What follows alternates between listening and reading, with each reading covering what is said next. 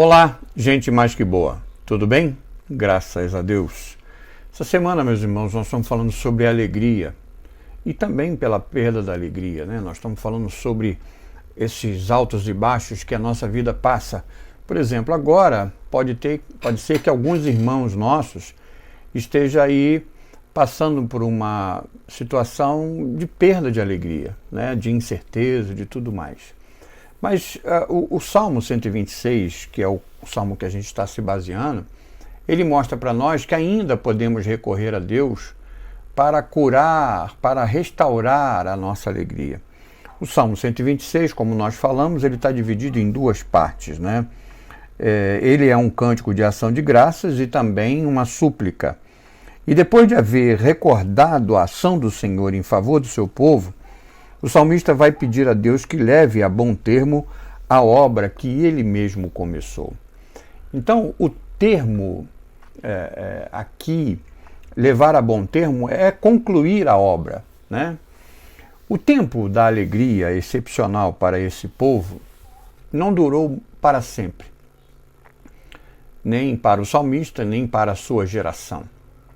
O retorno do povo judeu da Babilônia, como parece ser aqui, né, o contexto desse salmo, foram anos na terra que foram preenchidos com difíceis tarefas de tentar restabelecer, de tentar uma reconstrução do templo, reconstruir uma sociedade perdida, reconstruir a forma de culto ao Senhor.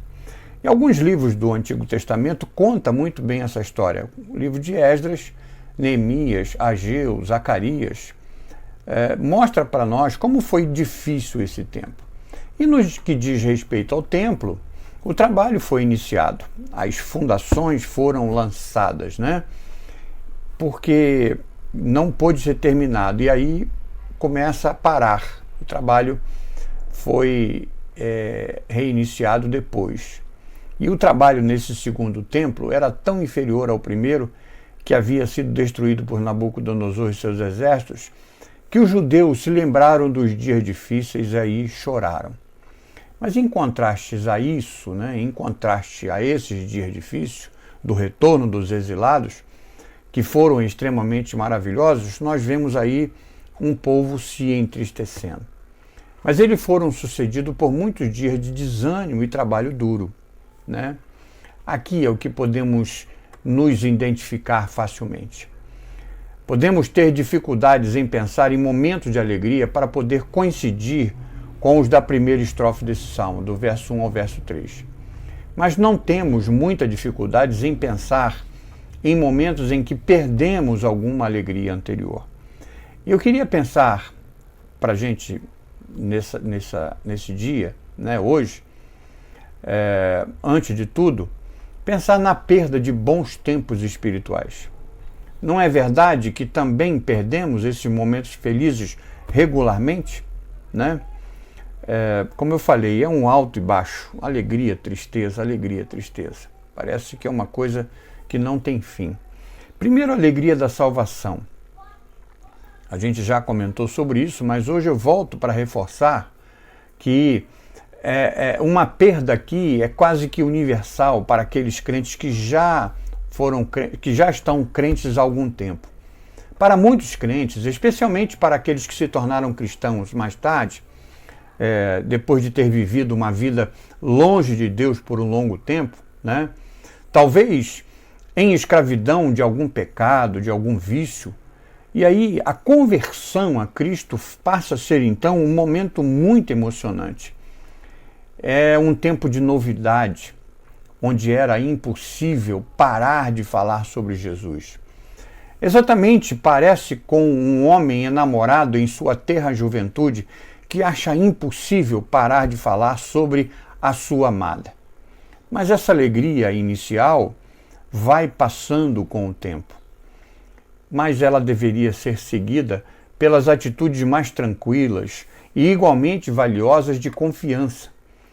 Mas parece que as canções elas vão se perdendo, né? Os risos parece que vão embora. E pode até ser o caso, certamente é o caso de algumas pessoas, que o desencorajamento que chega pelas derrotas e até dúvidas vão sugando, de modo que o cristão começa a se perguntar onde está Deus, se ele realmente é cristão. Até mesmo o grande John Wesley escreveu uma certa feita: onde está a alegria que conheci quando vi o Senhor? Então a perda dessa alegria inicial não significa que a pessoa não seja mais um verdadeiro cristão, mas ainda é uma experiência difícil de viver e pela qual alguns crentes parecem nunca se recuperar. Uma outra alegria que às vezes nós vamos perdendo também é a alegria de uma grande vitória. E essa alegria vem quando começamos a ter conhecimento ou consciência, do pecado e estamos lutando contra ele. Antes de sermos cristãos, não havia esperança de vitória sobre o pecado. Na verdade, nem mesmo o desejo de vitória.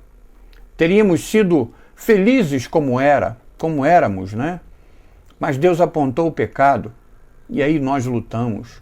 E de repente houve um avanço, uma mudança real. Aquele rancor imperdoável contra a pessoa que nos feriu se foi. Nós perdoamos.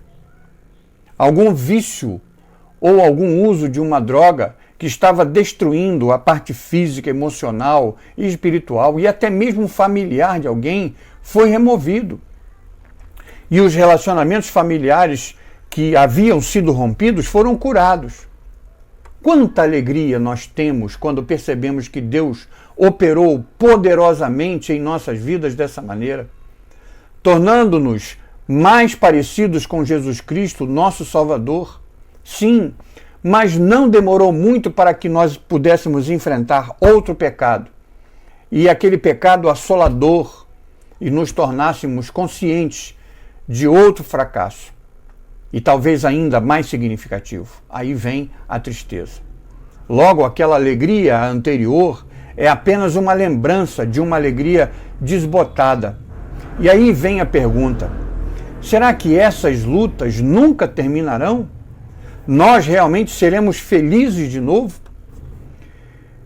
Uma promessa que Jesus Cristo fez para mim, para você, responde essa pergunta. E tenha certeza de que Jesus está com você todos os dias, até a consumação dos séculos, seja em dias alegres ou em dias tristes. Ele está dizendo para mim, para você hoje: tem de bom ânimo, pois eu venci. Assim, quando enfrentamos isso, dessa tristeza, nós podemos ter a certeza de que Cristo está conosco para restaurar a nossa alegria. Assim como nós enfrentamos esse misto de tristeza e alegria, existem também irmãos nossos que estão passando pela mesma situação. E aí eu queria ler uma frase do C.S. Lewis, que disse o seguinte: interceder por alguém é amá-lo escondido.